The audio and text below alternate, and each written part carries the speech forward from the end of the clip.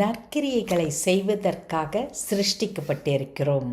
நற்கிரியைகளை செய்கிறதற்கு நாம் கிறிஸ்து இயேசுவுக்குள் சிருஷ்டிக்கப்பட்டிருக்கிறோம். எபேசியர் 2வது அதிகாரம் 10வது வசனம். அன்பானவர்களே, தேவன் நம்மை சிருஷ்டித்திருப்பதின் காரணம் நற்கிரியைகளை செய்வதற்காகத்தான். இந்த நாளிலே ஒரே ஒரு நொடி அமைதலாக இருந்து நீங்கள் என்ன செய்ய திட்டமிட்டு கொண்டிருக்கிறீர்கள், யோசித்து கொண்டிருக்கிறீர்கள், உங்களது கிரியை என்ன? அது நற்கிரியையா அல்லது அதற்கு மாறானதா என்று யோசித்து பாருங்கள்.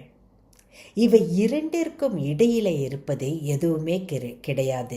ஒன்று நற்கிரியையாக இருக்க வேண்டும், இல்லை என்றால் அதற்கு மாறான தீய கிரியையாக இருக்க வேண்டும்.